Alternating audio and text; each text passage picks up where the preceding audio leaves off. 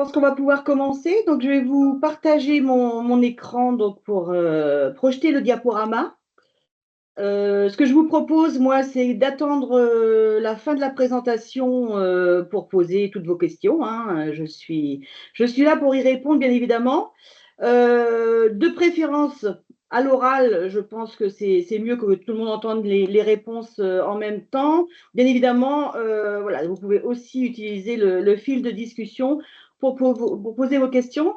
Sachant que je suis actuellement accompagnée de Madame Ménard, qui remplace Madame Le Gallais pour les personnes qui connaissaient Madame Le Gallais, et Madame Penverne également, du service ORS chargé de la planification. Voilà, qui vont m'aider pour le fil de discussion. Donc, je vais vous partager mon écran et le diaporama.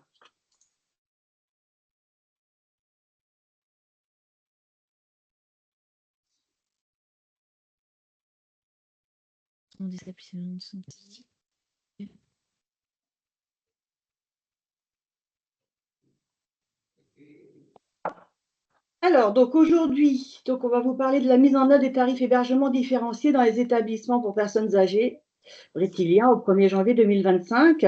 Sachant que de toute façon, le diaporama sera disponible sur Gaëlig. Est-ce que vous pouvez couper vos micros, s'il vous plaît? Merci. Donc, le diaporama sera disponible sur Gaëlig et bien évidemment, normalement, je suis en train d'enregistrer, donc le replay sera disponible également sur le site du conseil départemental avec un lien qui sera également indiqué sur Gaëlig.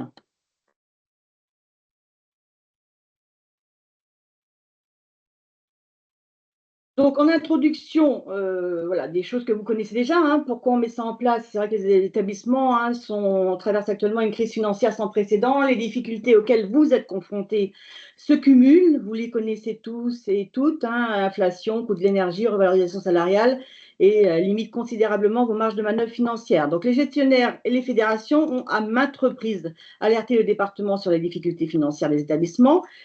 Et évidemment, cela peut avoir de multiples conséquences, telles que la dégradation de l'accompagnement des résidents, des résidentes, la suppression de certains postes voilà, de professionnels dans les établissements, la mise en œuvre partielle des revalorisations salariales, notamment, je pense au Ségur, dans les résidences autonomie, un accroissement du déficit ainsi qu'une remise en cause des projets de reconstruction et de réhabilitation, le cas échéant.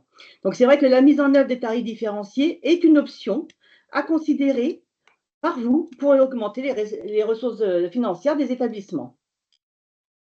Tout d'abord, je vous présente le cadre réglementaire et ensuite la mise en œuvre dans le département d'Ille-et-Vilaine, qui est un petit peu différente du cadre réglementaire, mais tout en le respectant, bien évidemment. Donc, le cadre réglementaire. Donc, l'article 24 de la loi du 8 avril 2024 portant mesures pour bâtir la société du bien vieillir et de l'autonomie propose une solution pour augmenter les ressources financières des établissements. Ce sont les tarifs hébergement différenciés, ou qu'on appellera aussi tarification différenciée ou nouveau régime tarifaire. Enfin bon, il y a différentes formulations. Donc, à compter du 1er janvier 2025.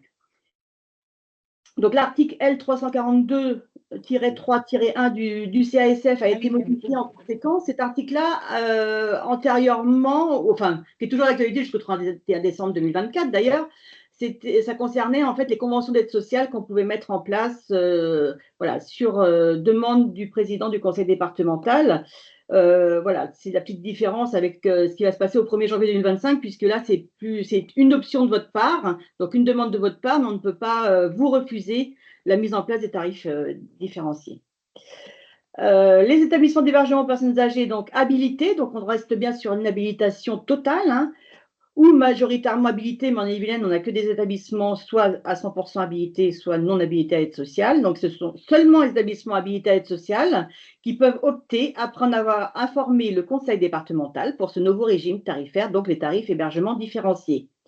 Donc, les établissements concernés, ce sont les EHPAD habilités à aide sociale et les résidences autonomie. On est bien d'accord qu'il s'agit d'un maintien de l'habitation à l'aide sociale à 100%. Il n'y a pas de modification à ce niveau-là. Il s'agit bien pour vous d'un droit d'option, ce n'est pas une obligation. Et bien évidemment, une information obligatoire du conseil départemental. Concrètement, donc, les gestionnaires pourront choisir de fixer pour les places habilitées 2 tarifs hébergement différents, l'un pour les personnes bénéficiaires de l'aide sociale et l'autre pour les non-bénéficiaires de l'aide sociale, dans la limite d'un écart maximal fixé au niveau national par décret. Donc voilà, 2 tarifs, un écart maximal et les tarifs hébergement applicables aux non-bénéficiaires de l'aide sociale ne sont opposables, ça a son importance, qu'aux résidents et aux résidentes dont l'accueil dans l'établissement concerné intervient à compter du 1er janvier 2025. Donc les tarifs différenciés ou tarifs majorés ne s'appliquent pas aux résidents et résidentes présents dans l'établissement. Pour un même niveau de garantie, l'écart entre les tarifs hébergement fixés par le gestionnaire et les tarifs hébergement arrêtés par le président du conseil départemental donc, ne peut excéder un taux fixé par décret. C'est ce qu'on appelle l'écart maximal entre les 2 tarifs. Il faut savoir que ce décret est attendu pour le 3e trimestre 2024. Bon, au départ, c'était pendant les vacances d'été. Ensuite, c'était reporté en octobre. On arrive bientôt à la fin octobre. Pour ma part, je ne l'ai pas encore vu. Bon, peut-être d'ici la fin de l'année. Il faut savoir que l'écart maximal ne concerne que le tarif hébergement, hein, et voilà. Et donc, évidemment, le prix du socle de prestation des autres prestations d'hébergement, puisque ça concerne le tarif hébergement. Le règlement départemental d'aide sociale mentionné à l'article L 121.3 peut, pour tous les établissements habilités à l'aide sociale ou pour une partie d'entre eux, fixer cet écart, donc le fameux écart maximal, à un taux moins élevé afin de maintenir une offre d'hébergement accessible. Donc, possibilité pour le département de fixer des conditions plus strictes que le cadre national. Dans les établissements optant pour ce régime tarifaire, les tarifs hébergement pouvant être pris en charge par l'aide sociale départementale et donc opposables aux bénéficiaires de l'aide sociale, ainsi que les prestations garanties auxquelles ils correspondent sont déterminées donc par le président du conseil départemental dans les conditions prévues au premier article, enfin, dans les conditions prévues à l'article L 314.2 comme d'habitude. Les tarifs hébergement applicables aux résidents non bénéficiaires d'aide sociale sont revalorisés chaque année dans la limite du pourcentage prévu à l'article L 342.3. C'est le fameux pourcentage qui est arrêté tous les ans par arrêté ministériel, sous réserve que l'écart entre ces tarifs et les tarifs applicables aux personnes bénéficiaires de l'aide sociale départementale n'excède pas l'écart maximal mentionné, qu'on a vu précédemment et mentionné à l'article. Alors, juste un petit rappel pour votre information des derniers taux ministériels de ces dernières années. Il faut savoir qu'en 2024, c'était 5,48, en 2023, c'était 5,14, donc c'était les taux les plus élevés qu'on ait vus depuis une vingtaine d'années, pour faire simple. Mais c'est vrai que parfois, le taux peut être assez faible, comme en 2021, il était à 0,46. Conformément à l'article L 342.4 du Code de l'action sociale et des familles, le président du conseil départemental peut fixer un pourcentage d'évolution supérieur à celui indiqué dans l'arrêté ministériel. Donc là, on est bien sur le pourcentage d'évolution, hein, ne pas confondre avec l'écart maximal entre les 2 tarifs. Et dans des cas bien précis, hein, c'est en cas d'augmentation importante des coûts d'exploitation, mais la plupart du temps en lien avec un projet de construction, de reconstruction, etc. Donc, le président du conseil départemental peut aller au-delà du pourcentage d'évolution ministérielle. Donc, l'habilitation mentionnée donc, à l'aide sociale, le contrat pluriannuel, le CEPOM ou une convention d'aide sociale conclue pour une durée maximale de 5 ans entre le gestionnaire et le président du conseil départemental peuvent fixer à l'établissement des objectifs en matière d'admission de bénéficiaires de l'aide sociale. Ah. En cas de baisse supérieure à un taux fixé par décret de la part des bénéficiaires. Alors pour l'instant, je vous rappelle, hein, c'est vraiment le cadre réglementaire. Hein, donc voilà. C'est pour ça que c'est important de l'avoir à l'esprit. Là, pour le moment, c'est vraiment ce qui est indiqué par la loi et par les différents articles qui seront en vigueur au 1er janvier 2025. Donc il faut savoir qu'en cas de baisse supérieure à un taux fixé par décret qui pour le coup, qu'on attend également. Il y a un deuxième décret qu'on attend concernant les bénéficiaires de l'aide sociale. Donc, si on constate une baisse supérieure à ce taux fixé par décret, dans ces cas-là, il y aura forcément la conclusion d'une convention d'aide sociale pour une durée maximale de 5 ans. Donc, voilà, fixant des objectifs en matière d'admission des bénéficiaires de l'aide sociale. Donc, comme je vous le disais, le décret est attendu également pour le 3e trimestre 2024. Vous aurez une obligation pour les gestionnaires qui optent pour la tarification différenciée, à savoir la transmission avant le 31 mars de chaque année. Alors, pourquoi le 31 mars? Pourquoi pas le 30 avril? Pour l'instant, c'est indiqué le 31 mars. Les établissements donc, ayant opté pour ce nouveau régime tarifaire devront transmettre au conseil départemental un état des demandes reçues et des admissions prononcées au cours de l'exercice précédent, ainsi qu'un état du nombre de bénéficiaires de l'aide sociale accueillis. Alors maintenant, la mise en œuvre en Ille-et-Vilaine. Donc, en l'absence de décret, les modalités d'une mise en œuvre de ce nouveau régime tarifaire dès le 1er janvier 2025 ont été présentées et adoptées à l'unanimité par l'Assemblée départementale lors de la commission permanente du 14 octobre 2024. L'écart maximal retenu par les élus brétiliennes entre les deux tarifs, tarif aide sociale et tarif majoré, pour l'Ille-et-Vilaine est de 10%. Cela concerne uniquement l'hébergement permanent, donc l'hébergement permanent classique et l'hébergement permanent de type Alzheimer. Il est à noter que ce nouveau régime tarifaire, donc comme je disais, ne vise que les places d'hébergement permanent, je radote, accueillant des personnes âgées de plus de 60 ans. Les tarifs des accueils alternatifs, hébergement temporaire, accueil de jour, accueil de nuit, et les tarifs pour les personnes de moins de 60 ans ne sont pas concernés par ce dispositif. Il faut donc savoir que pour les gestionnaires qui optent pour ce nouveau régime tarifaire, il y aura donc 3 tarifs hébergement à compter du 1er janvier 2025. Donc, je prends l'exemple d'un T1, par exemple. Actuellement, vous avez un tarif hébergement pour le T1, une personne, par exemple. Bien là, vous aurez 3 tarifs hébergement pour le même T1, à savoir un tarif hébergement aide sociale, un tarif hébergement administré pour les résidents déjà présentes dans l'établissement et un tarif hébergement majoré. L'évolution des tarifs. Le tarif journalier de l'hébergement permanent aide sociale pour les bénéficiaires d'aide sociale est maintenu pour 2025. Donc, le dossier d'aide sociale en 2025 sera instruit sur la base du tarif aide sociale 2024. Le tarif journalier de l'hébergement permanent administré, donc pour les résidents et résidentes présents dans l'établissement, donc non bénéficiaires de l'aide sociale, est revalorisé chaque année par arrêté du président du conseil départemental. Donc, ça correspond plus ou moins au tarif que vous appliquez actuellement. Le tarif journalier de l'hébergement permanent majoré, donc pour les résidents non bénéficiaires de l'aide sociale, nouveaux entrants et entrantes au 1er janvier 2025, évoluera dans la limite du taux d'évolution plafond fixé au 1er janvier de chaque année par l'arrêté des ministres. Nous avons souhaité encadrer ce nouveau dispositif par une convention, puisque la réglementation nous le permet, donc cela nous semblait important de l'encadrer.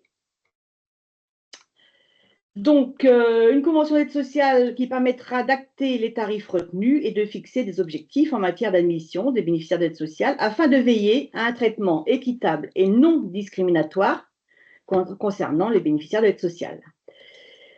En effet, les résidents admis à aide sociale ne doivent faire l'objet d'aucune discrimination d'aucune sorte, ni au niveau de l'admission, ni au niveau de la réservation, ni en termes de conditions d'accueil ou d'accompagnement par rapport aux résidents/résidentes non bénéficiaires de l'aide sociale. Ça va de soi, mais bon, je pense qu'il est important de le repréciser. Le président du conseil départemental pourra diligenter tous les contrôles nécessaires pour s'assurer du respect de ces dispositions, bien entendu. Pour les exercices 2026 et suivants, les gestionnaires devront s'engager à communiquer au conseil départemental pour le 5 janvier de l'année N le pourcentage d'évolution appliqué pour le tarif majoré, après avoir pris connaissance de l'arrêté ministériel. Puisqu'il nous, il va falloir qu'on en tienne compte dans l'arrêté de tarification, et puis il faut que vous ayez vos arrêtés de tarification en début d'année. Mais on ne peut pas aller au-delà du 5 janvier pour cette raison-là, sachant que, pour information, l'arrêté ministériel, la plupart du temps, sort au mieux autour du 20 décembre, au pire le 28. Enfin, vous voyez, donc c'est un peu court. Ceci dit, il faudra quand même essayer de se positionner dans ce laps de temps. conformément à l'article L342.4, donc là je l'ai déjà dit, mais dans le cadre de la mise en œuvre en Ille-et-Vilaine, ce sera le cas également. Donc le président du conseil départemental pourra fixer un pourcentage d'évolution supérieur au pourcentage fixé dans l'arrêté ministériel en cas de projet de travaux, de reconstruction, etc. Et dans ces cas-là, le gestionnaire qui souhaite bénéficier de cette disposition devra en faire la demande expresse auprès du président du conseil départemental pour le 5 janvier de l'année N au plus tard, accompagné bien évidemment de l'avis rendu par le conseil de la vie sociale. Cette disposition ne concerne bien évidemment que le tarif hébergement majoré. Alors, il faut savoir qu'il y aura également une nouvelle procédure concernant les dossiers d'aide sociale qui est actuellement en cours d'élaboration. Par conséquent, je ne vais pas m'étendre aujourd'hui, mais sachez que de toute façon, hein, bien évidemment, c'est en lien, donc on est en train de travailler sur une nouvelle procédure. Puisque les établissements, vous n'êtes pas, en tant que directeur et directrice, fondés à connaître les ressources des personnes. Par conséquent, en cas d'impossibilité pour un résident ou une résidente de s'acquitter du tarif hébergement majoré, que ce soit lors de son entrée dans l'établissement ou au cours de son séjour, il ou elle aura alors la possibilité de déposer un dossier de demande d'aide sociale à l'hébergement. Il faut savoir que les établissements donc, conservent leur éligibilité au plan d'aide à l'investissement du département, de la Caisse nationale de solidarité pour l'autonomie, aux enveloppes investissement du quotidien et l'accès aux prêts aidés de la Caisse des dépôts et des consignations. Sinon, vous aurez également la possibilité d'opter pour ce nouveau régime tarifaire au 1er janvier 2026 et les années suivantes, ou de dénoncer la convention qui aura été signée pour le 1er janvier 2025 en cours d'année 2025 pour revenir au régime tarifaire actuel si vous le souhaitez. Donc, on est bien d'accord, il ne s'agit pas du tout d'une obligation au 1er janvier 2025, mais bien une possibilité qui vous est offerte. Vous allez, comme vous avez pu le constater dans le mail qui vous a été transmis en début de semaine, vous allez avoir un dossier de demande de mise en œuvre à nous renvoyer. Ce dossier devra être envoyé pour le 18 novembre au plus tard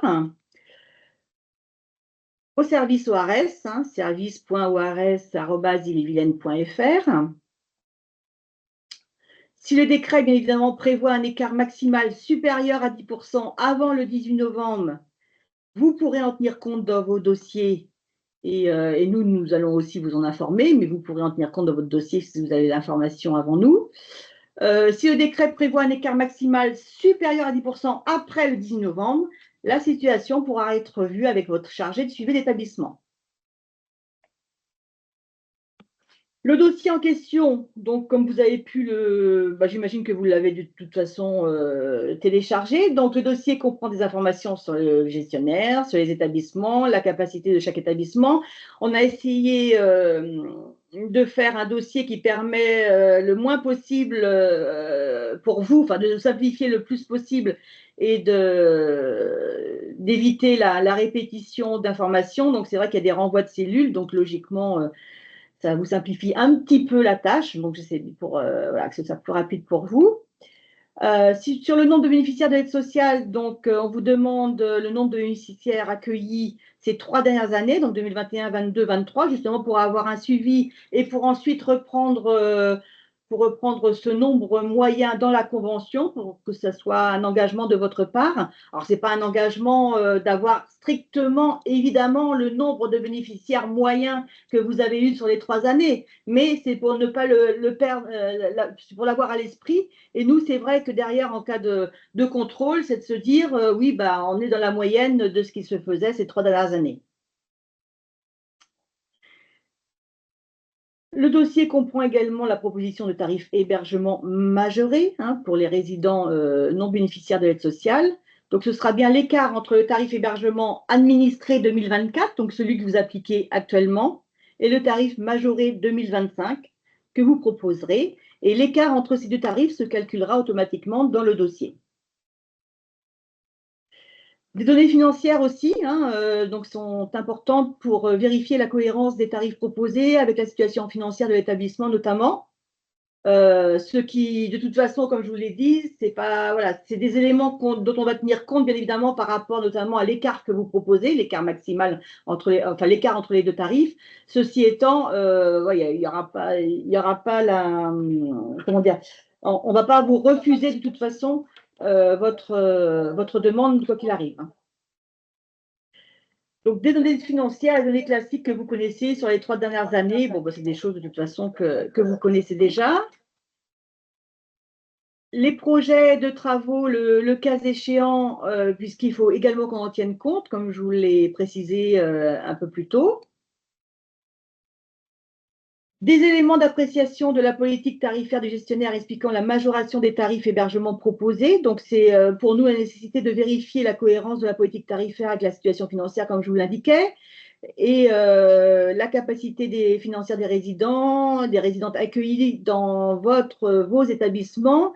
C'est à vous de, voilà, de réaliser peut-être une petite étude de territoire voilà, pour voir si ça, si ça tient la route par rapport aux autres établissements du territoire. Les tarifs hébergement majorés que vous proposez par rapport aux autres établissements pour un même secteur géographique. C'est vrai qu'il faut peut-être distinguer des établissements en zone rurale et en zone urbaine, les tarifs maximum, sachant que pour 2025, il faut rester sur des tarifs maximums, sous réserve de validation de l'Assemblée départementale à la mi-novembre, mais on est sur des tarifs maximums de 75-77 euros, sachant que on a prévu en fait des tarifs maximums du coup majorés également pour les établissements et gestionnaires qui opteraient pour cette tarification différenciée. Mais il faut tenir compte de tous ces éléments-là, bien évidemment.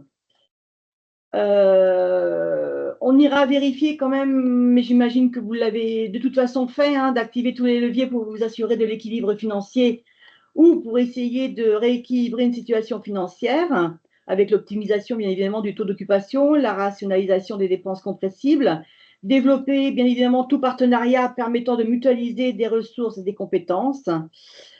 Sinon, à titre d'information, concernant les tarifs moyens à l'usager 2024 pour les EHPAD habilités à aide sociale, c'est 72,65 et dont l'hébergement spécifique est à 75,62. Et pour les résidences autonomie, on est à 55,18. Le dossier devra être accompagné de la délibération du conseil d'administration ou du conseil de surveillance, ainsi que de l'avis du conseil de la vie sociale. En effet, le conseil de la vie sociale doit être consulté sur le niveau du prix du socle des prestations et sur le prix des autres prestations d'hébergement, ainsi qu'à chaque création de nouvelles prestations. Un délai supplémentaire pourra vous être accordé pour la transmission de la délibération de l'avis du conseil de la vie sociale. Dans ces cas-là, il suffira de le demander dans le dossier et d'indiquer la date de transmission prévue dans votre dossier, dans la partie commentaire à la fin de votre dossier. Voilà, d'ici le 18 novembre, c'est vrai que ça peut être un peu court hein, pour un conseil d'administration ou un conseil de surveillance. On en est tout à fait conscient. Un point important sur l'utilisation des ressources complémentaires. Les ressources financières complémentaires dégagées par la mise en place des tarifs hébergement différenciés devront être fléchées en priorité à l'appurement des déficits antérieurs, le cas échéant, à la compensation des effets de l'inflation, l'amélioration des conditions de vie des résidents, restauration, animation, accompagnement, ainsi qu'aux conditions de travail des salariés concourant à une meilleure attractivité de leur métier. Elles ne doivent pas alimenter une pratique de thésaurisation qui ne serait pas justifiée par un programme pluriannuel d'investissement ou la prévision de dépenses de fonctionnement ponctuelles. Concernant la dépendance, la tarification de la dépendance demeure régie par réglementation en vigueur, hein, donc l'équation tarifaire, les financements complémentaires. Les tarifs afférents à la dépendance seront toujours fixés chaque année par arrêté du président du conseil départemental et la mise en place des tarifs différenciés n'a aucun impact sur la tarification de la dépendance. Voilà, donc je pense qu'on va pouvoir maintenant passer aux questions. Alors, on me dit qu'il y a déjà quelques questions. Je vais arrêter le partage et je vais revenir vers vous. Hop. Voilà. Donc, alors, est-ce que déjà il y a des questions à l'oral ou bien je prends d'abord les questions dans le fil de discussion? puisqu'on a déjà 4 questions dans le fil de discussion. Donc, dans ces cas-là, on va commencer par ça. Donc, je vais demander à mes collègues de préciser les questions. Alors, il y en a une qui concerne donc l'impact sur les tarifs négociés au CEPOM. Donc, est-ce que cette tarification différenciée aura un impact sur les tarifs négociés au CEPOM? Alors, concernant, excusez-moi, il y a une tondeuse ou je ne sais pas trop quoi dehors. C'est super, il ne manquait plus que ça. Donc, il y a un bruit de fond. Concernant les tarifs négociés dans le cadre d'un CEPOM, et également d'ailleurs pour les nouvelles, la négociation en cours pour une nouvelle tarification au 1er janvier 2025, on a décidé en fait de ne pas impacter pour le moment le budget 2025 et les années suivantes. Pourquoi? Parce que pour le moment, c'est vrai que ça reste, les recettes complémentaires restent quand même très incertaines hein, au 1er janvier 2025. Vous n'êtes pas, je pense, en capacité de savoir qui va pouvoir réellement payer le tarif majoré parmi les nouveaux entrants et nouvelles entrantes dès le 1er janvier 2025. Et donc, c'est vrai que pour le moment, on n'allait pas faire de plan, je dirais de plan sur la comète pour dire voilà, vous avez tant de ressources, vous allez avoir tant de ressources, il y a tant de résidents, de résidentes qui vont pouvoir payer ce nouveau tarif majoré dès le 1er janvier 2025. Par conséquent, ce qu'on vous propose dans vos maquettes pour le 1er janvier 2025, pluriannuel ou juste pour l'année 2025 pour ceux qui sont en prorogation de ces pommes, c'est de ne pas tenir compte dans un premier temps de cette tarification majorée, d'essayer d'équilibrer avec vos tarifs habituels, c'est-à-dire les tarifs administrés. Et ensuite, on reverra dans le cadre, par exemple, d'un dialogue de gestion, donc à mi-parcours du CEPOM, si on intègre cette tarification majorée les 2 dernières années du CEPOM. Mais ça nous paraissait plus juste pour vous, puisque c'est vrai que voilà, je pense que ça va être compliqué la première année. On va être sur une année aussi de transition où on va voir comment ça se passe. On va voir s'il y a réellement autant de personnes qu'on peut l'imaginer qui peuvent payer un tarif majoré. Pour l'instant, c'est vrai que ça reste très incertain. Donc, on le met en place pour les gestionnaires qui le souhaitent. Mais voilà, donc, mais dans les maquettes budgétaires, on ne voit pas l'intérêt de les intégrer pour le moment. Par contre, si vraiment vous avez un souhait de l'intégrer dans vos maquettes budgétaires, puisque pour vous, vous êtes à peu près persuadé du nombre de personnes qui pourra payer ce tarif majoré. Dans ces cas-là, il faudra revoir ça avec votre chargé de suivi d'établissement. Mais je pense que pour 2025, ça me semble prématuré de le faire. Voilà. Donc, on essaie de simplifier aussi au maximum pour que vous n'ayez pas, qu'on n'ait pas aussi à faire des allers-retours concernant les maquettes entre vous et nous. Enfin, voilà. Est-ce que ça répond à votre question? Concernant la tarification pluriannuelle d'un CEPOM, donc elle ne bougera pas en lien avec ces tarifs majorés, sauf si vous le souhaitez. Voilà. Ça ne vous empêchera pas d'appliquer vos tarifs majorés, attention, hein, que les choses soient claires, puisque dans l'arrêté de tarification, vous aurez bien en fait le tarif aide sociale, le tarif administré et le tarif majoré. Je vais prendre une autre question. Alors, on a une autre question concernant les USLD. Est-ce qu'elles sont incluses dans la tarification différenciée? Alors, concernant les USLD, donc les USLD et les accueils de jour autonomes ne sont pas, de toute façon, les accueils de jour autonomes, on n'est pas sur l'hébergement permanent, mais les USLD ne sont pas concernés par ce nouveau régime tarifaire en Ille-et-Vilaine. Une autre question. Alors, si une personne à l'aide sociale décède en cours d'année, faut-il la comptabiliser dans le nombre total ou on prend le nombre de bénéficiaires au 31/12 de l'année N?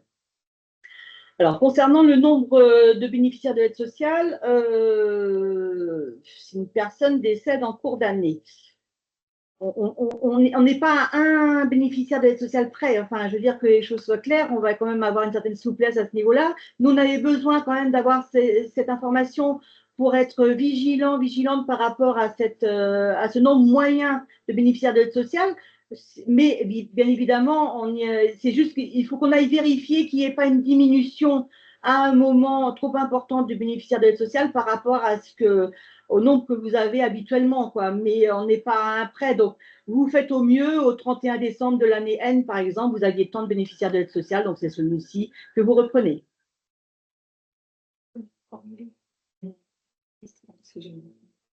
Alors, Madame Berger a pris la main concernant le CEPOM. Sa question portait plutôt sur le fait est-ce que les tarifs pour les résidents présents peuvent être augmentés plus que le taux indiqué dans le CEPOM? Et en gros, est-ce que le tarif plafond est revu? Alors, les tarifs maximum que je vous disais, deux cas de figure en fait. Comme je vous indiquais, donc pour 2025, les tarifs maximum restent à 75 € et 77 €. Voilà, ça mais ne concerne du coup que les tarifs administrés pour les résidents présents dans l'établissement. Par contre, et éventuellement pour les nouveaux résidents, si le gestionnaire n'opte pas pour la tarification différenciée. Par contre, un gestionnaire qui opte pour la tarification différenciée, donc les 75 et 77 €, bien évidemment, concernent les résidents présents. Par contre, comme je vous l'indiquais, là, je ne peux pas vous les communiquer pour le moment parce qu'il faut qu'ils soient actés. Il y aura également des tarifs maximum majorés pour les nouveaux entrants. Puisqu'on le sait bien, il y a déjà des établissements qui actuellement dépassent les tarifs maximum de 75-77 €. Est-ce que ça répond à votre question, Madame Dargy? Ben non. Alors, reformulez-la. Si, j'ai ma réponse, mais c'est pas ça que j'attendais. Parce qu'en fait, quand on est en déficit, c'est pas avec les 10 résidents qui vont rentrer en 2025 qu'on va diminuer notre déficit, hein. Voilà, c'est tout. Mais je reverrai avec notre chargé de mission. Merci. Oui, oui, tout à fait. Oui, vous pourrez bien évidemment revoir ça. Alors, à un moment, si vous voulez, vous l'aurez compris aussi que l'objectif sur 2025, c'est de ne pas augmenter de manière considérable les dépenses d'aide sociale, puisque vous connaissez aussi la situation financière du département d'Ille-et-Vilaine. Par conséquent, c'est aussi d'avoir une augmentation des tarifs qui soit correcte. C'est pour ça que tous les dossiers d'aide sociale qui seront instruits sur 2025 seront instruits sur la base des tarifs 2024.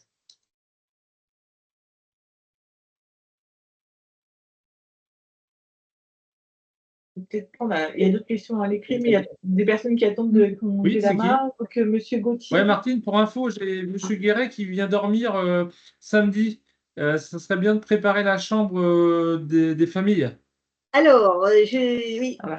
Ah, C'est bien de préparer la chambre. super. Vous mettez les serviettes, tout ça, comme d'habitude, quoi. Monsieur Gauthier, du coup, si vous voulez prendre la main sur… Oui, ben on prépare la chambre, du coup, pas de problème.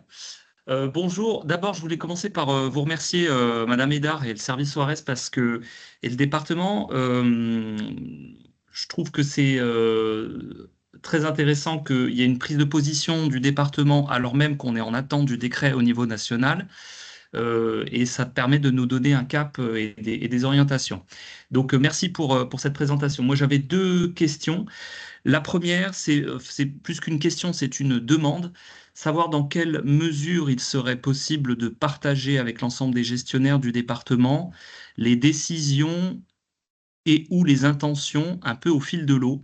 Pourquoi? Vous l'avez dit, Madame Hédard, il est attendu notamment qu'on fasse une petite étude tarifaire sur le territoire sur lequel nous sommes, où il y a beaucoup d'établissements habilités. On se parle, on sait que certains envisagent, d'autres on ne sait pas. Et c'est vrai que c'est susceptible vraiment d'avoir un impact très très important en termes aussi d'attractivité des établissements, selon que certains gestionnaires décident d'opter pour la majoration et que d'autres ne le font pas. Donc pour que les choses soient transparentes, personnellement, c'est vrai que je n'ai aucune difficulté à partager avec mes collègues gestionnaires sur le territoire de Rennes les intentions du CCAS de Rennes.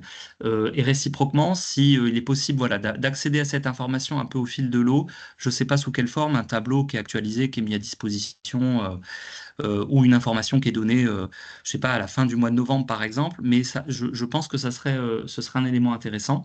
Deuxième point, donc c'est une question.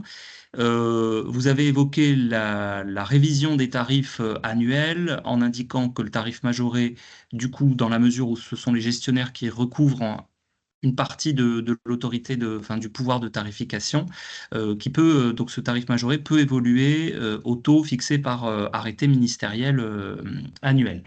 Néanmoins, juste pour avoir confirmation, dès lors qu'on opte pour une majoration de 10%, a priori, le taux d'évolution ne pourra pas suivre le taux de l'arrêté ministériel. Il va forcément suivre le taux d'évolution qui aurait été décidé par le président du conseil départemental pour l'évolution du tarif aide sociale.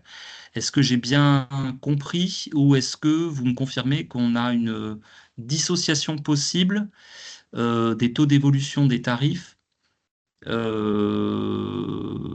si on se met d'emblée à la majoration de 10%? Je ne sais pas si ma question est claire. Oui, si, c'est clair. Mais Donc, voilà. oui, alors, Merci. je vais d'abord répondre à celle-ci. En effet, donc, dans un premier temps, au 1er janvier 2025, l'écart maximal qui a été donc voté, on va dire, par les élus du département, c'est 10%. Donc, vous ne pouvez pas, bien évidemment, avoir un tarif majoré. Enfin, l'écart entre les deux tarifs, aide sociale et majoré, doit être dans la limite de cet écart maximal de 10%. Donc, ça, c'est la première chose.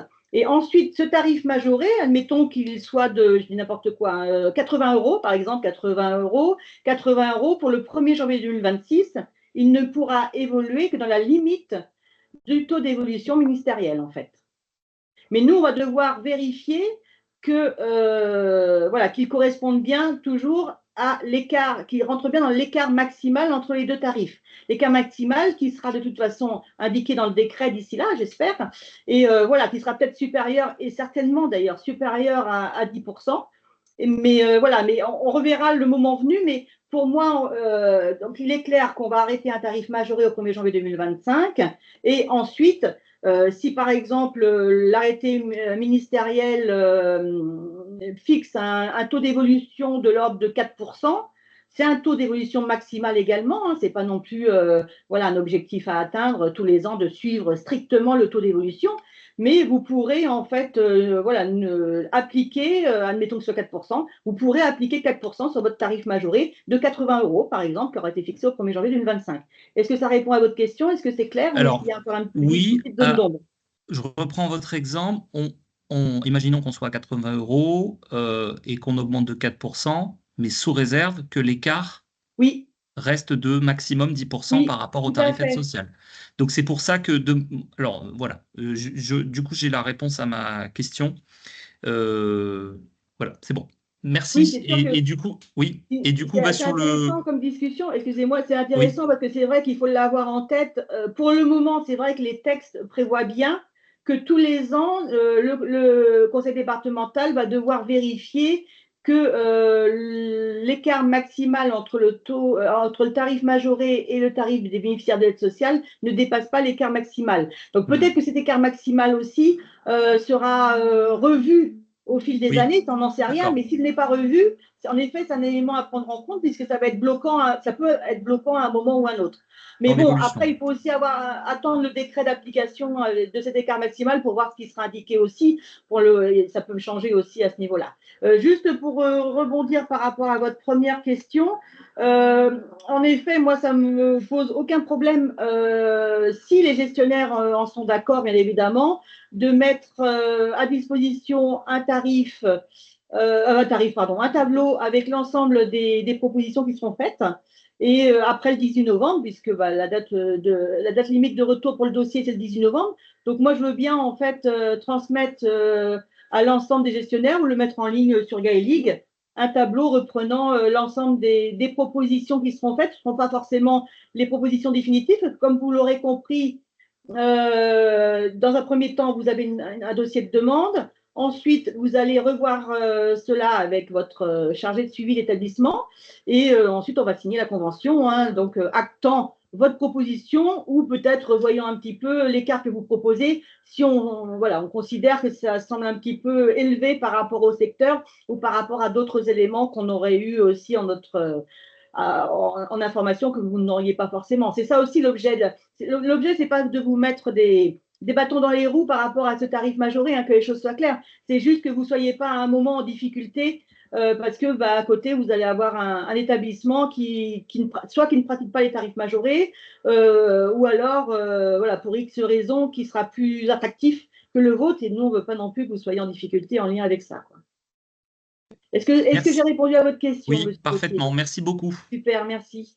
Est-ce qu'il y a une autre question, peut-être à l'oral? Le centre hospitalier de Vitré. Le centre hospitalier de Vitré, je vous écoute. Oui, bonjour, vous m'entendez? Bonjour, oui. Oui, donc on est au centre hospitalier de Vitré. On avait une question un petit peu technique sur le dossier et la partie financière, c'est-à-dire compte de résultats nets, CAF et les données bilancielles. Ah oui. Et on se retrouve, comme toujours, avec un problème, puisque bien sûr, nous avons des comptes de résultats et des résultats nets par budget. Et éventuellement, vous dessinez une CAF par budget et bien entendu, l'ensemble des fonds de roulement et les données bilancielles et de trésorerie ne sont pas tenus au niveau d'un budget, mais au niveau d'un compte 515. Et donc, nous espérons fortement que les données que nous allons mettre, qui sont bien sûr sans commune mesure, avec par exemple les données d'un EHPAD autonome, ne nous desservent pas dans l'instruction de notre dossier. Donc, comment faire? Puisque ça nous a desservi notamment au moment où on avait fait des demandes d'aide au conseil départemental l'an dernier avec la fameuse enveloppe d'1 million et qu'on nous a dit non, non, vous n'avez pas de problème de trésorerie, puisque c'est vrai que quand on regarde notre 515, voilà, sachant qu'en fait, c'est complètement biaisé, puisque ce sont des crédits Ségur, pour la petite histoire. Donc, si on avait pu faire ce qu'on appelle de l'immobilisation de ces liquidités, nous l'aurions fait avec grand plaisir, mais la comptabilité publique nous l'interdit. Merci. Alors, je tiens à vous rassurer tout de suite, vous ne serez pas pénalisé par rapport à ça, ça c'est sûr. Hein. Il n'y a aucun souci. Vous pouvez, si vous êtes intéressé, vous pouvez faire votre demande, il n'y a aucun problème. Nous, on saura en tenir compte parce que voilà, on sait très bien que de toute façon, la situation financière des EHPAD voilà, rattachés à des établissements de santé, c'est toujours compliqué en effet en termes de pour avoir des données financières fiables, entre guillemets, fiables. Je ne dis pas qu'elles ne sont pas fiables, mais ce que je voulais dire par là, c'est que c'est parfois compliqué de vraiment isoler en fait les résultats et les dépenses de l'EHPAD rattachés à l'établissement de santé. Par conséquent, il n'y aura pas d'incidence pour vous, ne vous inquiétez pas. Très bien. On avait une autre question, non? C'est tout? Non, c'est bon. Ouais. Merci beaucoup. Je vous en prie. Il y a une autre question à l'oral? Madame Le Gall. Madame Le Gall. Oui, bonjour Madame Hédard, merci pour cette rencontre. Je suis désolée, j'ai activé ma caméra, mais apparemment, je n'ai pas d'image, donc je ne sais pas. C'est pas grave, ne vous inquiétez pas.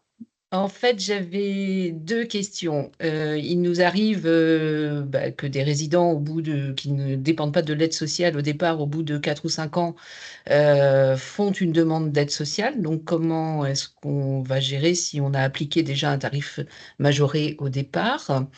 Et la deuxième question, c'est par rapport au contrat de séjour. Comment est-ce que vous envisagez qu'on formule l'apparition des tarifs et des tarifs différenciés? Alors, concernant le contrat de séjour, vous devrez de toute façon systématiquement faire un avenant, hein, de toute façon.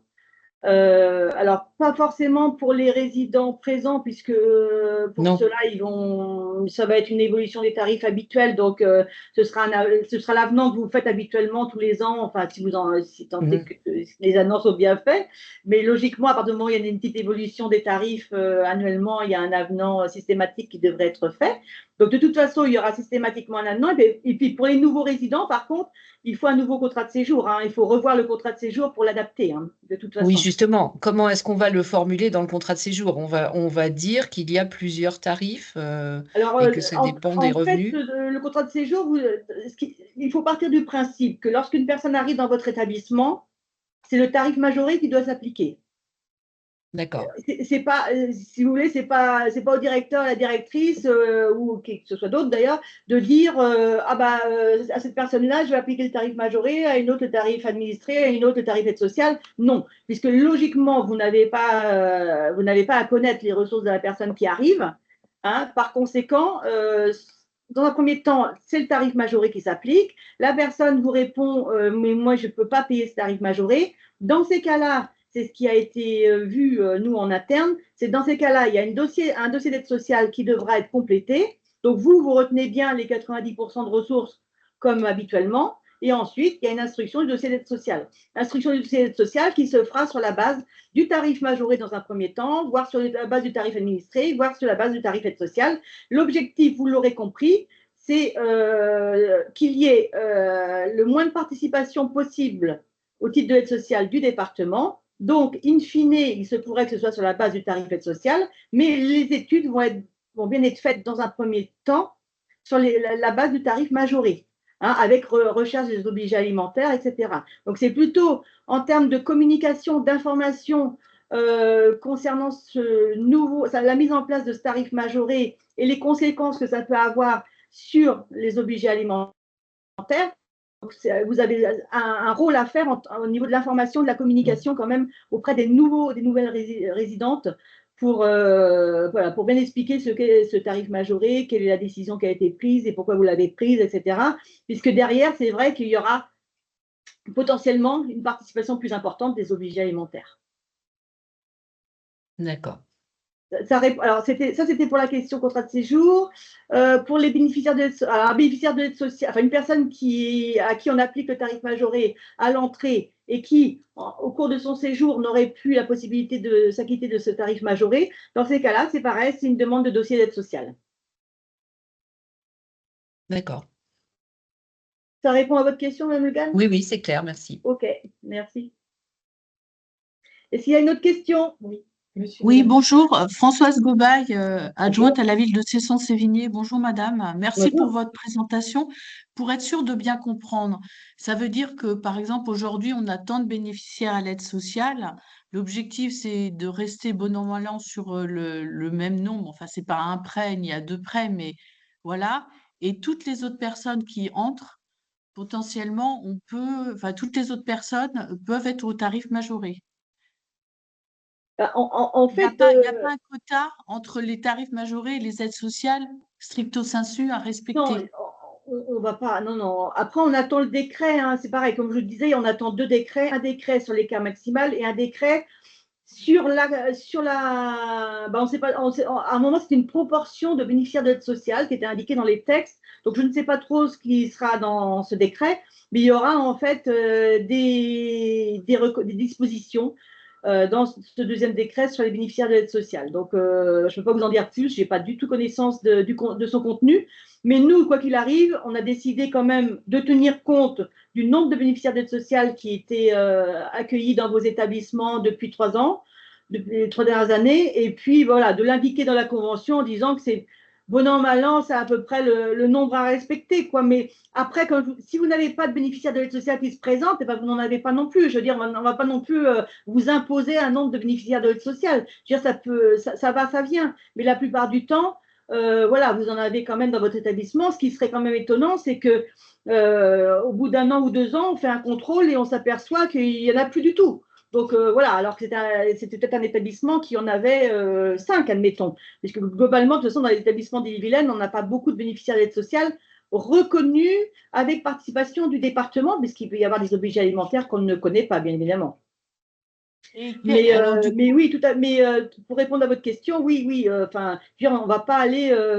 Vous n'avez pas, lorsqu'une personne arrive dans l'établissement, à vous dire oui, alors bénéficiaire de l'aide sociale, je prends, j'en ai pas assez, etc. Vous voyez ce que je veux dire? Non, vous faites comme vous voulez, mais l'objectif, c'est de ne pas, à un moment, si vous avez une bénéficiaire d'aide sociale, une personne bénéficiaire d'aide sociale qui arrive et une payante, c'est vrai que la tentation l'établissement sera de se dire on va aller vers le tarif majoré, puisque ça, voilà, pour nous, c'est plus intéressant. Mais à un moment, c'est qu'il n'y ait pas non plus de refus de bénéficiaires de l'aide sociale. Vous voyez, nous, on va être vigilants par rapport à ça, ce qui nous semble évident aussi.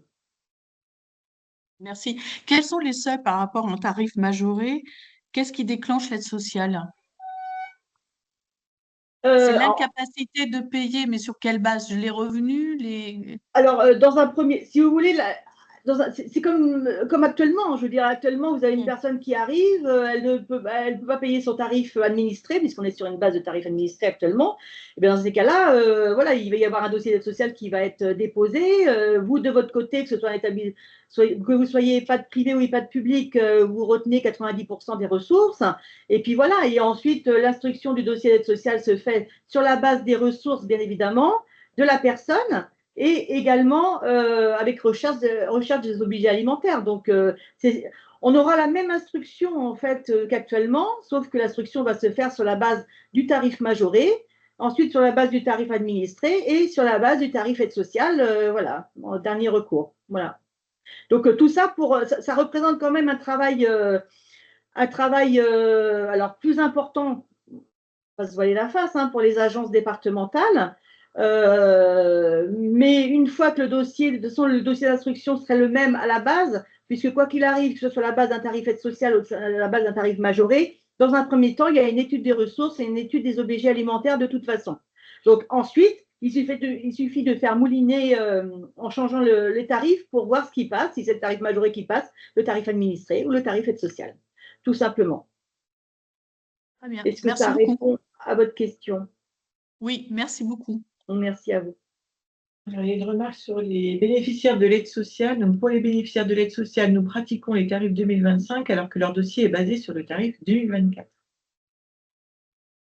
Alors, pour les tarifs aide sociale, alors attendez, peut-être que vous pouvez prendre la parole. CCAS de Pleurtuis.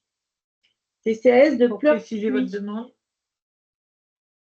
Est-ce que vous pouvez prendre la parole, préciser votre demande sur les tarifs aide sociale 2025 par rapport à 2024? Je n'ai peut-être pas été claire. En fait, juste pour préciser les choses, comme je vous l'indiquais, compte tenu des finances, de la situation financière critique, on va dire, du département d'Ille-et-Vilaine, c'est vrai qu'il a été décidé que les dossiers d'aide sociale 2025 seraient instruits sur la base des tarifs 2024. Par contre, dans votre arrêté de tarification, vous aurez bien 3 tarifs, tarif majoré, tarif administré et tarif aide sociale 2025, mais le tarif aide sociale 2025 qui sera indiqué dans votre arrêté de tarification sera le même que le tarif aide sociale 2024. Voilà. Est-ce que j'ai été plus claire? Il y a une autre question à l'oral. Peut-être, écoutez, Monsieur Boléa, puisque à moins que au CCAS de Pleurtuis, c'était qui? C'est Madame Desrondiers? Non? Non. Bon, écoutez, on va dire que j'ai répondu à la question. Alors, Monsieur Boléa, je vous écoute. Oui, bonjour. Bonjour. Merci pour cette réunion. Je voulais juste être sûr de comprendre si donc on va augmenter de 10% si on prend le tarif majoré. Ça veut dire que avec ce mécanisme-là, on va sûrement avoir plus de dossiers à l'aide sociale, puisque les salaires moyens vont peut-être 10% sur un impact comme ça fait à peu près 200 € sur ma structure en plus. Donc ça veut dire que les nouveaux entrants risquent des dossiers qui ne passeraient pas d'habitude à l'aide sociale vont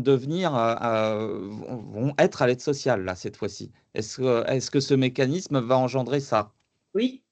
Oui, d'accord. Tout à fait. Oui, tout à fait. Donc j'ai bien compris. J'ai bien compris. Ah oui, c'est évident, puisque de toute façon, comme je vous disais, la porte d'entrée, quand une personne arrive, le tarif que vous devez indiquer à cette personne, c'est le tarif majoré. C'est celui qui s'applique aux nouveaux entrants. Par conséquent, soit la personne peut payer ce tarif, parfait.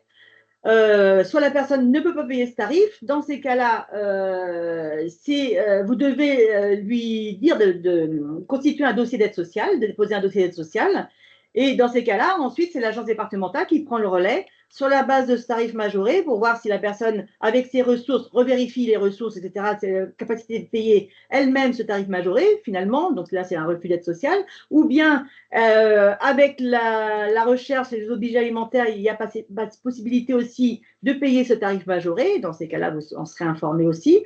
Si ce n'est pas le cas, dans ces cas-là, on passe sur la base du tarif administré. Pareil, en fonction des ressources de la personne et de ses objets alimentaires. Et voilà, et dans ces cas-là, vous en serez informé aussi. Donc pour vous, en fait, ça veut dire que cette personne-là, elle ne peut pas payer le tarif majoré, mais peut-être qu'elle pourra payer le tarif administré. Donc ce sera le même que ceux qui sont actuellement présents dans l'établissement, du coup. Ou autre cas de figure, le tarif administré ne passe pas non plus au niveau du dossier d'aide sociale, que ce soit pour la personne ou pour les objets alimentaires. Et dans ces cas-là, on passe sur la base du tarif aide sociale. Tarif aide sociale qui est un peu pénalisant pour les établissements en 2025 puisqu'on est sur une base 2024. Voilà. Compte tenu des finances du département. Il faut trouver des économies là où on peut aussi. D'accord. Merci beaucoup. Je vous en prie. Il y a une question sur des résidences autonomies qui disposent d'un tarif mensuel. Comment fonctionnera la différenciation des tarifs? Alors, concernant la tarification mensuelle des résidences autonomies, c'est un sujet. En effet, je dirais qu'on va s'arranger. Hein. On va s'arranger, on va trouver une solution ensemble. C'est vrai qu'il va falloir proposer. Alors, la problématique des résidences autonomie en tarification mensuelle, et je pense notamment à la problématique du loyer, c'est qu'il faut faire attention quand même à l'évolution des loyers en résidence autonomie en lien avec votre conventionnement aide sociale, APL, pardon. Donc, c'est vrai qu'il va falloir voir comment on peut mettre en place une tarification administrée en tarification mensuelle. C'est plus simple, bien évidemment, pour les résidences autonomies qui sont déjà passées en tarification journalière. Mais pour les tarifications mensuelles, il va falloir voir, on va pouvoir avoir éventuellement 2 loyers, mais tout en respectant le conventionnement APL. Donc ça, voilà, ça se fait qu'au cas par cas. Par contre, au niveau des charges et au niveau de la restauration, on peut mettre en place aussi deux types de prestations. Donc, il y a possibilité, on verra comment ça se passe au cas par cas, mais voilà, moi, ça ne me semble pas insurmontable.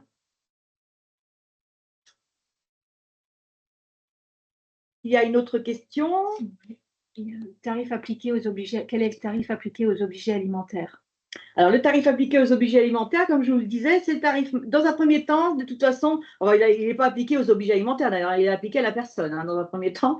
Le tarif principal, le tarif de première intention, c'est le tarif majoré, de toute façon.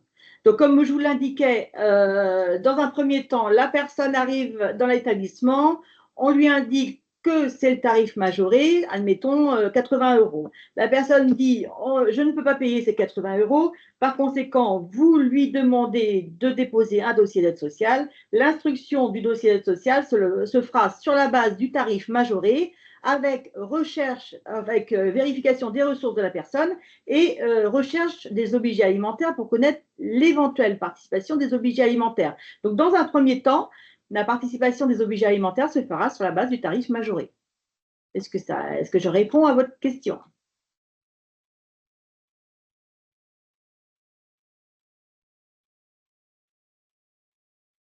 Oui. Parfait. Est-ce qu'il y a une autre question? Alors, il y a une remarque de M. Suarez. Donc, bonjour, sujet déjà évoqué en CVS la semaine dernière, la majoration de 10% pour les résidents non à l'aide sociale fait débat. Peut-on mettre en place le tarif différencié si on n'est pas au tarif plafond et auquel cas est-il prévu un tarif plancher? Alors,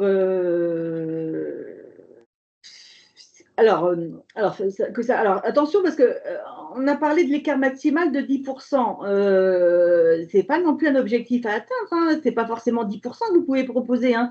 C'est bien un écart maximal. Hein, donc pour le moment, donc vous pouvez aussi proposer 2 ou 3 € d'écart et non pas aller jusqu'aux 7 € parce que 10% ça représente à peu près 6-7 € hein, par jour de plus.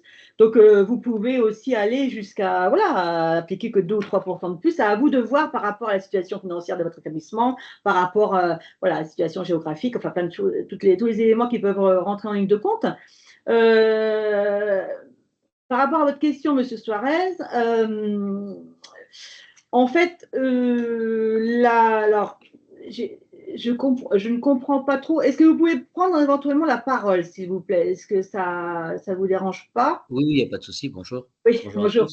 Pour repréciser votre question. C'était quoi ma question? Parce que je suis le fil. Hein. Est-ce qu'on peut appliquer un tarif différencié si on n'est pas au tarif plafond?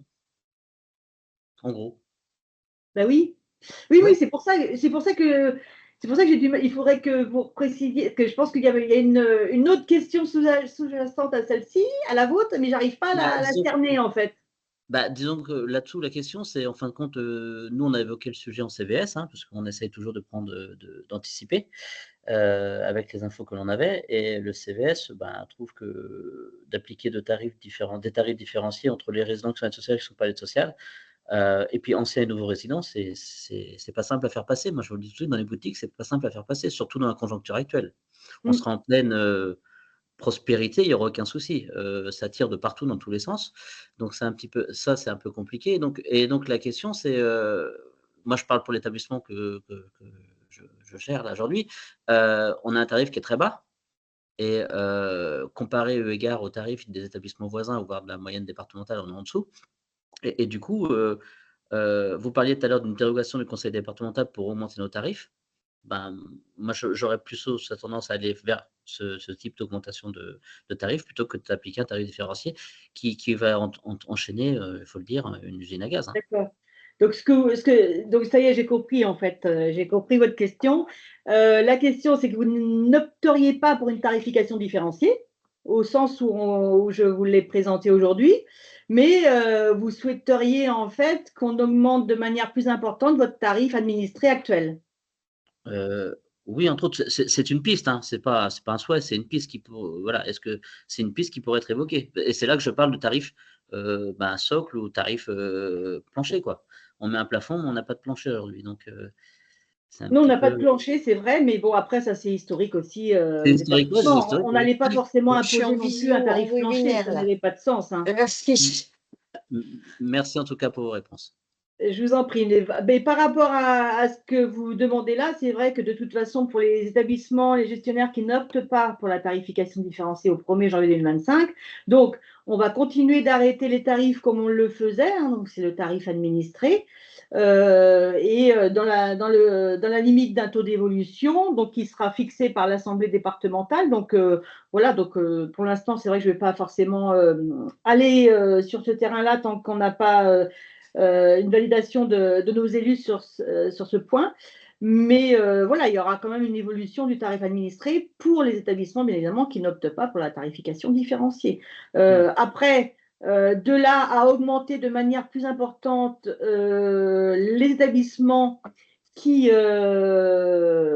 n'optent pas pour la tarification différenciée et qui ont des tarifs plus faibles, la question n'a pas été posée, mais je vais la poser. Voilà, je vais la poser, puis on reviendra vers vous et vous aurez une réponse. Il n'y a pas de souci. Non, parce que moi, ce que j'essaye d'anticiper, de comprendre, entre guillemets, on n'a pas tous les éléments, c'est demain, on applique un tarif différencié. Des résidents qui rentrent à partir de 2025 n'ont pas les moyens de payer. Ils passent à l'aide sociale, et donc on applique un autre tarif, le tarif aide sociale, qui est bloqué sur 2024. Donc, du coup, on a encore moins de recettes sur 2025. Oui, mais tout à fait. Non, de toute façon, oui, la problématique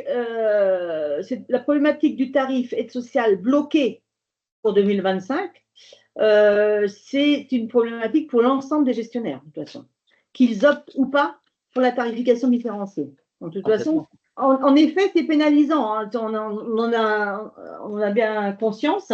Ça, c'est une volonté, hein, c'est une volonté politique. Donc, pour ça, moi, je n'irai pas sur ce terrain-là. Hein, voilà, en tant que technicienne, c'est pas de mon ressort. Donc, si vous avez quoi que ce soit à redire par rapport à ça, vous voyez ça auprès des élus hein, qui ont décidé cette mesure. Voilà, donc on est bien d'accord que de toute façon, oui, ça, évidemment, c'est pénalisant pour les établissements, mais on a considéré aussi que les établissements n'avaient pas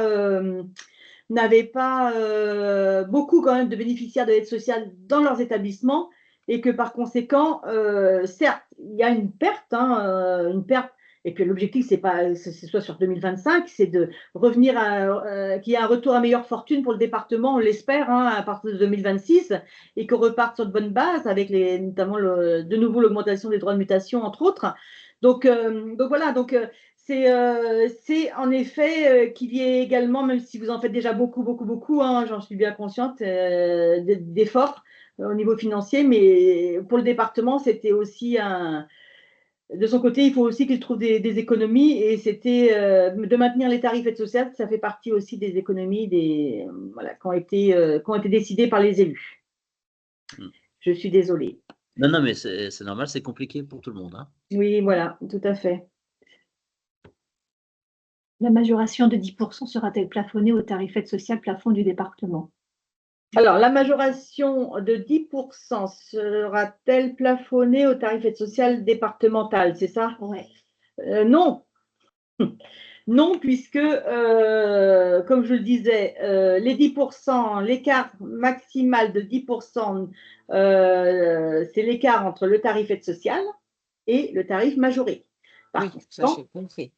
Voilà, ah pardon. Et donc, du coup, le tarif aide sociale, lui, il ne bouge pas en 2025, comme je vous l'ai indiqué. Donc, peut-être que j'ai mal compris la question. Est-ce que vous pouvez repréciser, s'il vous plaît?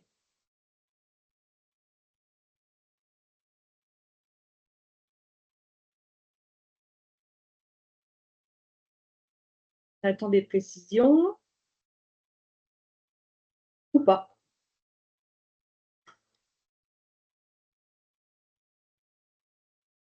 En attendant, on va peut-être prendre une autre question. Monsieur Lassalle qui lève la main tout à l'heure. Monsieur Lassalle, je vous en prie. Oui, bonjour, Bruno Lassalle, directeur de la maison Saint-Alexis. Donc, moi, j'ai bien compris que par rapport au tarif majoré, les 10% s'appliquaient par rapport au tarif départemental de l'aide sociale, c'est-à-dire pour mon établissement, 68,49 pour cette année.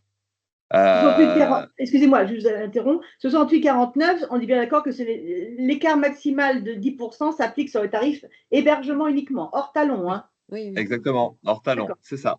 Oui, d'accord. Si on opte pour une augmentation graduelle de ce tarif différencié, c'est-à-dire en 2025, si on n'opte pas pour les 10% d'emblée, on peut opter pour les 5%. Oui. Et en 2026, on pourrait opter pour 7%. Alors, non, oui et non. En fait, ce qui se passe, c'est que, en effet, vous pouvez très bien proposer que 5% au 1er janvier 2025. Par contre, au 1er janvier 2026, le tarif que vous aurez majoré de 5% évoluera dans le cadre de l'évolution ministérielle. Hein? Donc, il n'y a pas de nouveau des tarifs. Nous, on n'arrête plus les tarifs majorés. On arrête les tarifs majorés au 1er janvier 2025, en accord avec votre proposition ou proposition revue. Donc, admettons que vous passiez à 80 € comme je vous disais tout à l'heure, au 1er janvier 2025.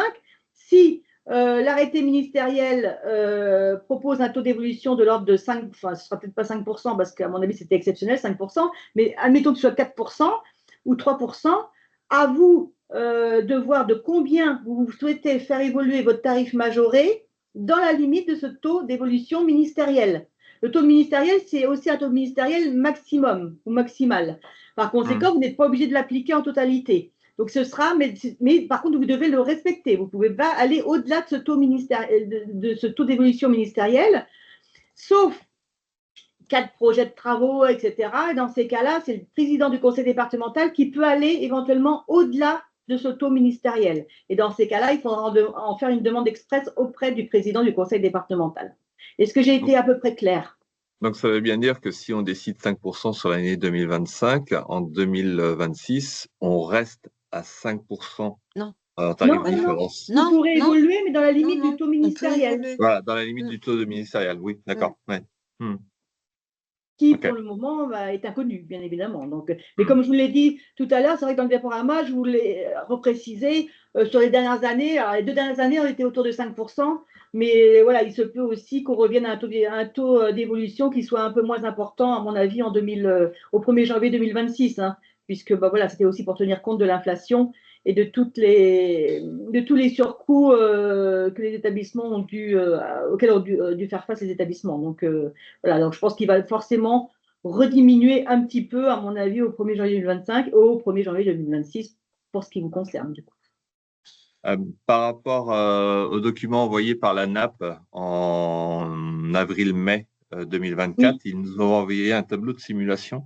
Oui. Sur lequel j'ai travaillé hier. Le problème, c'est que la différence entre le tableau de simulation envoyé et la réalité, c'est que l'ANAP a fait rentrer tous les résidents au Oui. 1er janvier. C'est le problème, tout à fait. Voilà. Donc, ça veut dire que, voilà, c'est juste pour alerter mes collègues que s'ils Ah bah oui, utilisent, non, oui, mais en effet, c'est aussi problématique. on est d'accord. Moi aussi, de mon côté, j'ai fait des petites simulations avec un établissement, hein, donc voilà, avec plusieurs établissements même. Et il est vrai que déjà, il faut en effet tenir compte dans l'établissement, alors des bénéficiaires de l'aide sociale, puisque bah voilà, les bénéficiaires d'aide sociale, on aura un tarif spécifique, des bénéficiaires d'aide sociale actuels, des résidents non bénéficiaires de l'aide sociale, mais qui sont présents dans l'établissement et qui ne sont pas concernés au 1er janvier 2025 par la tarification majorée, en effet. Et puis, concernant les nouveaux entrants, voilà, certains ne pourront pas, de toute façon, payer ce tarif majoré.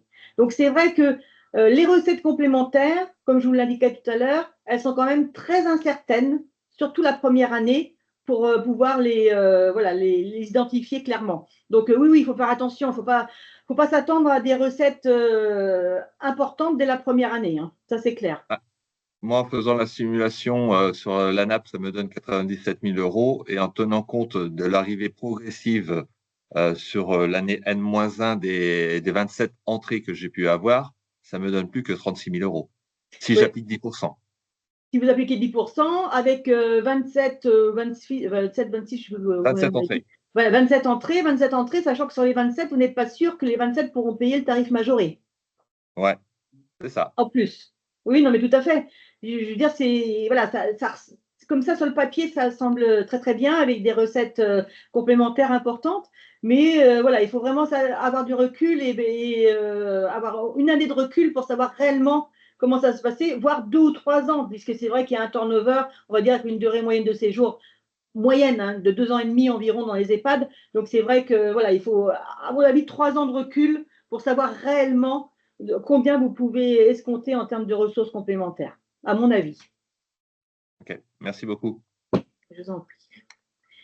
Est-ce qu'il y a une autre question? Sur le délai d'instruction des dossiers d'aide sociale, ce qui sera amélioré sur 2025 pour garantir une sécurisation financière des établissements. Les différentes étapes, tarifs majorés, puis administrés, puis aide sociale, semblent générer un circuit d'instruction plus long. Alors, aller sur le délai d'instruction des dossiers d'aide sociale, ça, j'avoue que, comme vous, hein, j'imagine que ce serait bien, mais ce n'est pas de mon ressort, donc on va essayer de voir éventuellement voilà, ce qu'on peut faire pour revoir le circuit pour que ce soit le moins compliqué possible. C'est pour ça qu'on va retravailler avec les agences, en lien avec aussi les personnes qui s'occupent de notre logiciel de paiement, enfin, etc., pour voir un petit peu comment on peut mettre ça en place pour que ce soit déjà pas trop compliqué non plus pour les agents instructeurs, instructrices, parce que c'est vrai que c'est pas simple, hein. Déjà, il faut que ce soit clair pour tout le monde. C'est tout nouveau, hein, donc il va falloir qu'on voit comment on peut faire en termes de procédure d'aide sociale pour que ce soit simple, sachant que logiquement, comme je vous l'indiquais tout à l'heure, quand on a un dossier d'aide sociale qui arrive, de toute façon, il y a une recherche des ressources de la personne et des objets alimentaires, quoi qu'il arrive. Ensuite, il faut savoir que l'aide sociale, c'est un caractère d'avance, donc notamment au niveau des objets alimentaires. Par conséquent, le dossier, il est instruit, l'accord, il est donné, mais il se pourrait aussi à un moment, du coup, le département a avancé pour les objets alimentaires et ensuite, c'est à la charge au département de récupérer auprès des objets alimentaires. C'est pour ça que je parle de caractère d'avance. Donc, logiquement, quand un dossier d'aide sociale arrive, il va être instruit de la même manière et comme je vous le disais, on va tout faire en sorte pour que il suffit juste de changer le tarif pour voir quel tarif passe par rapport au dossier d'aide sociale et par rapport aux ressources de la personne et aux ressources des objets alimentaires. Donc, il se pourrait en effet qu'une personne qui ne puisse pas payer le tarif majoré avec ses objets alimentaires puisse quand même payer le tarif administré sans avoir un recours à l'aide sociale du coup. Donc, voilà, et sans avoir recours aussi à ses objets alimentaires. Donc, c'est vrai que ça nécessite une manière de faire un peu différente. Mais une fois que le dossier est instruit, en fait, c'est juste passer le dossier à la moulinette pour voir quel tarif devra être appliqué en fonction des ressources et de la personne et des objets alimentaires. Par contre, il est clair que, comme disait M. Boléa, il y aura un nombre plus important de dossiers d'aide sociale à instruire. Ça, c'est une évidence. Madame Gobail a de nouveau une question. Madame Gobail.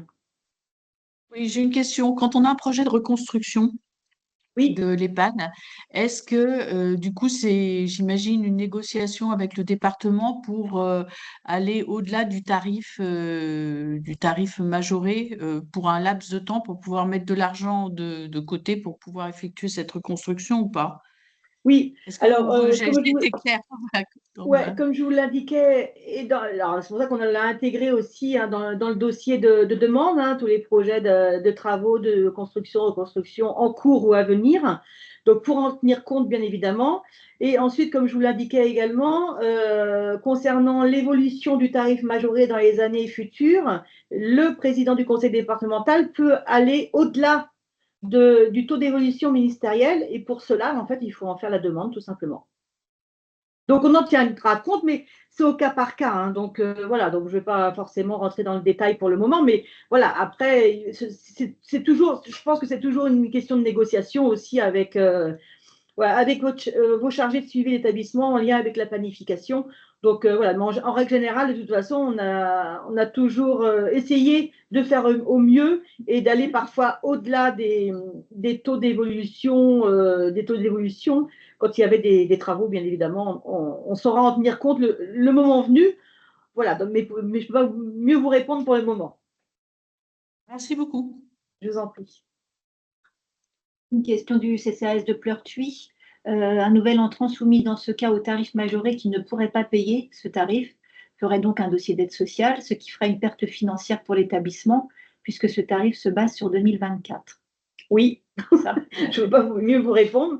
Oui, à partir du moment où il y a un dossier d'aide sociale, donc comme je vous le disais, c'est une instruction sur la base, voilà, ça passera la moulinette sur la base des différents tarifs, majorés, administrés et aide sociale. Et à la fin de l'instruction, si la personne et les obligés alimentaires ne peuvent pas payer ni le tarif majoré ni le tarif administré, ce sera finalement instruit sur la base du tarif aide sociale 2024, du coup, enfin sur la base du tarif aide sociale 2025, mais qui correspondra au tarif aide sociale 2024. Et dans ces cas-là, oui, ça représente pas une perte en tant que telle pour l'établissement, puisque on reste sur la même base. Mais il n'y a pas d'évolution en tout cas pour ce tarif-là. Donc, quelque part, oui, par rapport à ce qu'on faisait habituellement, par rapport à l'évolution de l'ensemble des tarifs qui étaient repris pour l'aide sociale, là, pour le coup, le fait de bloquer les tarifs aide sociale, ça représente quand même voilà, une petite perte financière, en effet, pour les établissements. Mais, voilà, comme je vous le disais, c'est aussi une mesure qui est contrainte par rapport à la situation financière du département. Est-ce que vous avez d'autres questions? Il n'y en a plus dans le fil de discussion. Mes collègues me disent que non. Est-ce que vous avez une question à l'oral? N'hésitez pas, hein, il n'y a pas de mauvaises questions. Et je pense qu'il faut que ce soit clair pour tout le monde. Donc, n'hésitez pas. S'il faut que je redis les choses, je redirai les choses. Mais n'hésitez surtout pas. Eh bien, écoutez, je crois que… Monsieur Gauthier. Monsieur Gauthier, ben, je vous en prie. Oui, navré, c'était juste par rapport à votre dernière remarque, Madame Hédard, sur le fait que les tarifs aide sociale en 2025 resteront sur le niveau 2024. Ça signifie que pour donc les nouveaux aidés sociaux en 2025 paieront le tarif 2000 d'aide sociale qui sera équivalent à celui de 2024. En revanche, est-ce que pour le tarif administré, est-ce qu'il y aura une évolution ou pas? En fait, les bénéficiaires à l'aide sociale, anciens ou nouveaux, Oui, voilà, ce sera sur la base du tarif aide sociale 2024. c'est ça. C'est ça. Donc, il n'y a pas de dynamique ni pour les aidés sociaux anciens et futurs. C'est ça, ni pour les anciens ni pour les nouveaux, sachant que pour Voilà. les nouveaux, on est bien d'accord. Voilà, si la personne, avec ses propres ressources et les ressources des obligés alimentaires, voilà, ne peut pas payer le tarif majoré ni le tarif administré, c'est seulement à ce moment-là qu'on arrive sur le tarif aide Oui, sociale. Hein. mais donc ça signifie que s'il n'y a pas de majoration, il n'y a pas de dynamique du tarif. Pour l'aide sociale, pour les bénéficiaires de l'aide sociale, oui. Et pour les autres aussi, puisque de fait, aujourd'hui, il n'y a qu'un seul tarif. Qui est, En fait, pour les gestionnaires qui n'optent pas pour la tarification différenciée, dans l'arrêté de tarification, il y aura 2 tarifs pour 2025. Pour ceux qui optent, il y aura 3 tarifs, tarif majoré, tarif administré, tarif aide sociale. Et pour ceux qui n'optent pas pour la tarification différenciée, il y aura 2 tarifs. Un tarif administré qui évolue de la même manière que d'habitude, on va dire, mais pour les non-bénéficiaires d'aide sociale, du coup, et un tarif aide sociale pour les bénéficiaires d'aide sociale, anciens et nouveaux. Et donc, alors, c'est là, donc pour le tarif administré 2025, celui-là va progresser par rapport à 2024.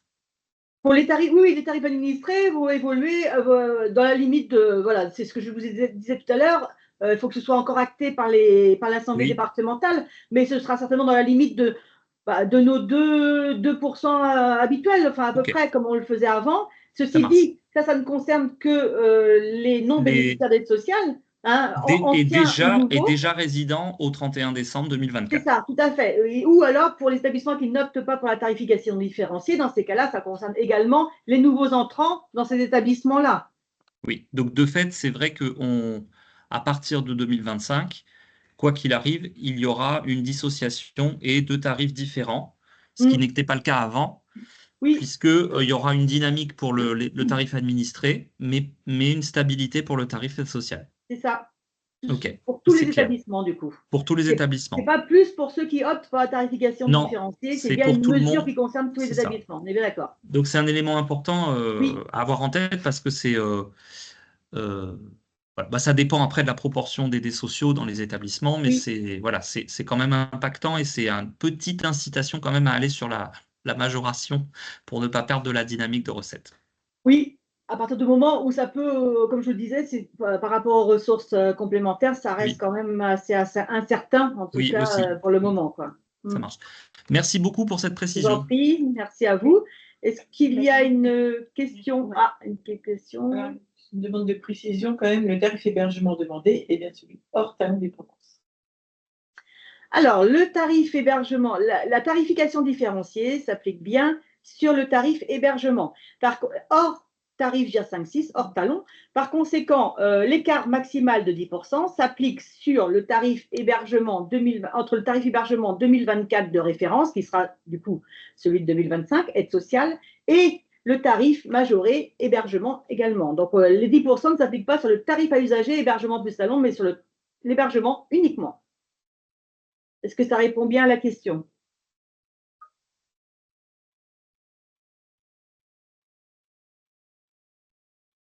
Ok, super. Est-ce qu'il y a encore une question? Fil de discussion? Non. À l'oral non plus? Bon, écoutez, je pense qu'on va s'arrêter là pour aujourd'hui. Comme je vous l'indiquais, donc le diaporama sera en ligne voilà, dans quelques minutes, ou presque, puisque Mme Penverne est avec moi. Donc, il sera en ligne sur Galig et sinon, le replay sera disponible incessamment sous peu quand je saurai exactement comment faire. Voilà. Eh bien, écoutez, je vous remercie beaucoup. Et puis, bon courage à vous, bonne continuation et à bientôt. Merci. Au revoir.